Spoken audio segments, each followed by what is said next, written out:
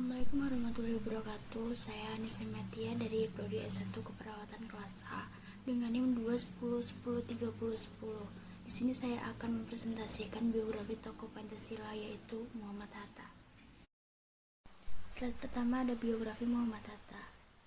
Beliau lahir di Bukit Tinggi, Sumatera Barat pada 12 Agustus 1902. Beliau memiliki nama asli Muhammad Attar. Lahir dari keluarga ulama Minangkabau dari pasangan Muhammad Jamil dan Siti Soleha. Dari pihak ayah, Abdurrahman Batu Hampar, kakeknya dikenal sebagai ulama, sementara itu ibunya berasal dari keturunan pedagang. Ayahnya meninggal pada saat ia berusia 7 bulan.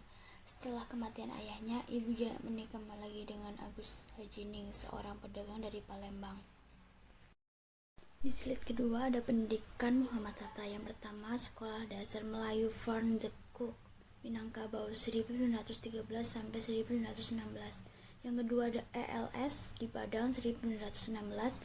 Yang ketiga ada Mulo di Padang 1916 sampai 19. Yang keempat ada Sekolah Tinggi Padang Pershinskop Batavia 1919 sampai 1921.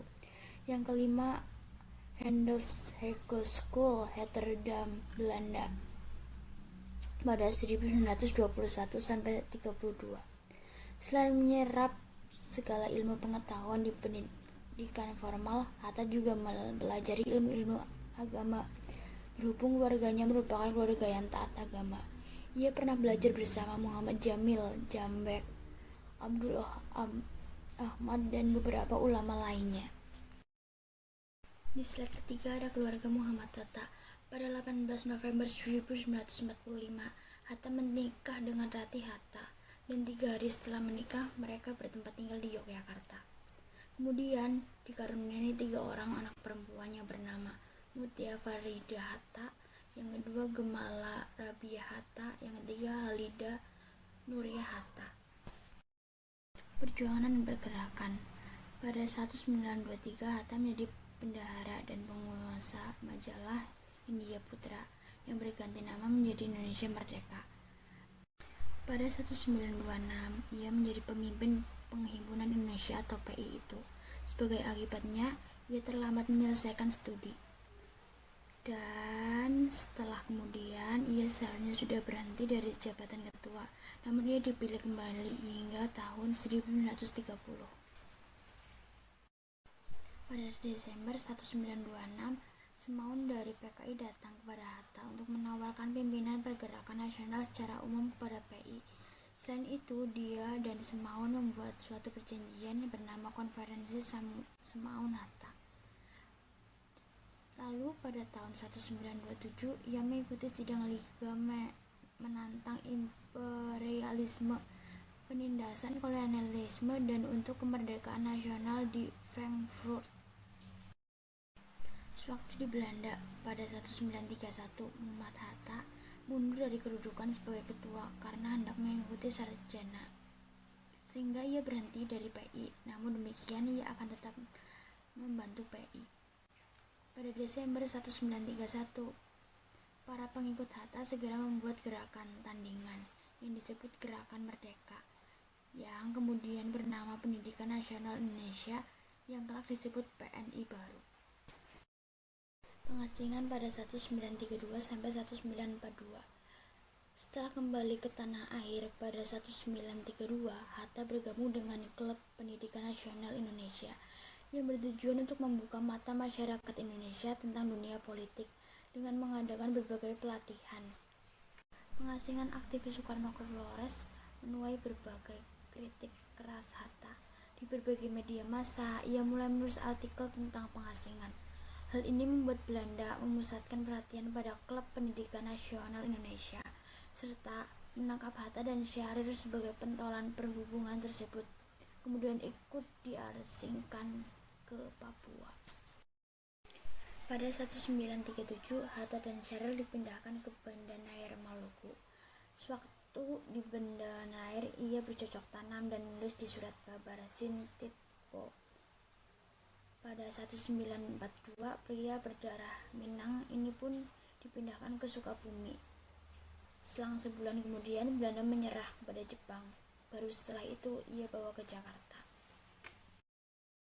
Pada 8 Desember 1941, Angkatan Perang Jepang menyerang Pearl Harbor, Hawaii. Ia memicu Perang Pasifik. Setelah Pearl Harbor, Jepang segera menguasai sejumlah daerah, termasuk Indonesia. Dalam keadaan genting tersebut, pemerintahan Belanda memerintahkan untuk memindahkan orang-orang buangan di Gull ke Australia karena khawatir kerjasama dengan Jepang. Hatta dan Syahrir dipindahkan pada Februari 1942 ke Sukabumi. Setelah ia dibawa kembali ke Jakarta, Hatta menyayangkan keinginan Jepang datang ke Indonesia.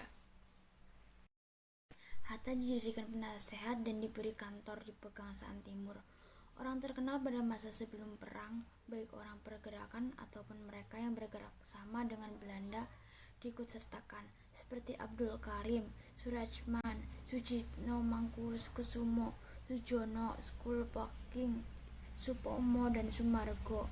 Pada masa ia banyak mendapat tenaga-tenaga baru bekerja di sini merupakan tempat saran oleh pihak Jepang. Hatta memberikan nasihat dan menguntungkan mereka. Malah Hatta memanfaatkan itu untuk membela kepentingan rakyat. Mempersiapkan kemerdekaan Republik Indonesia. 22 Juni 1945, Badan Penyelidik Usaha Persiapan Kemerdekaan Indonesia atau BPUPKI membentuk panitia kecil yang disebut Panitia 9 dengan tugas mengolah usul dan konsep para anggota mengenai dasar negara Indonesia. Panitia kecil tersebut beranggotakan 9 orang, diketuai oleh Insinyur Soekarno. Pada 9 Agustus 1945, Bung Hatta bersama Bung Karno dan Rajiman Wedjodiningrat diundang ke Vietnam untuk dilantik sebagai ketua dan wakil ketua Panitia Persiapan Kemerdekaan Indonesia atau PPKI. Badan ini bertugas melanjutkan hasil kerja BPUPKI dan menyiapkan pemindahan kekuasaan dari pihak Jepang kepada Indonesia. Puncaknya dilakukan oleh kalangan pemuda dalam rangka mempercepat tanggal proklamasi kemerdekaan Indonesia. Malam hari mereka mengadakan rapat untuk persiapan proklamasi kemerdekaan Indonesia di kediaman Laksamana Tadashi Maeda di Jalan Imam Bonjol 1 Jakarta. Sebelum rapat, mereka menemui Sumabuko, Kepala Pemerintahan Umum, Majen Nishimura, untuk mengetahui sikapnya mengenai pelaksanaan proklamasi kemerdekaan Indonesia.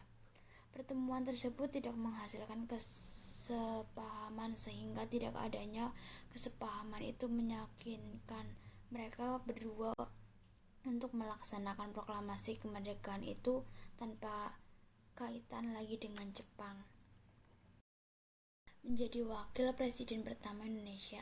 17 Agustus 1945, hari yang sangat ditunggu-tunggu oleh seluruh rakyat Indonesia. Dia bersama Soekarno resmi memproklamasikan kemerdekaan di Jalan Pegangsaan Timur nomor 56 Jakarta pukul 10 waktu Indonesia Barat. Dan keesokan harinya pada 18 Agustus 1945, dia resmi dipilih sebagai wakil presiden RI yang pertama, mendampingi Presiden Soekarno. Selain mengurus pemerintah Indonesia, Hatta juga tetap aktif dalam tulis-menulis. Selain itu, ia juga membimbing gerakan koperasi tanggal 12 Juli 1951. Dalam dunia pendidikan, ia sempat menjadi dosen Sesko Angkatan Darat pada 1951 sampai 1961 dan dosen di Universitas Gadjah Mada Yogyakarta.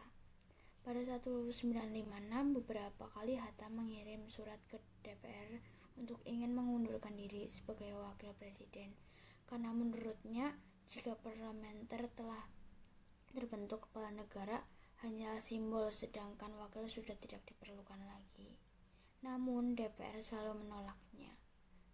Hingga pada 1956 ia mengirim surat lagi ke DPR yang berisi kalau pada tanggal 1 Desember 1956 ia ingin berhenti sebagai wakil presiden, hingga DPR menyetujui pada 30 November 1956. Sebelum mengundurkan diri, dia mendapat gelar Dr.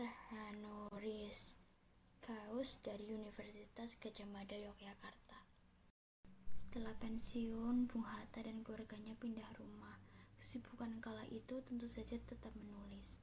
Pada tahun 1963, Bung Hatta pertama kali mengalami jatuh sakit dan mendapat perawatan di Stockholm, Swedia atas perintah Soekarno dengan biaya negara karena pelanggaran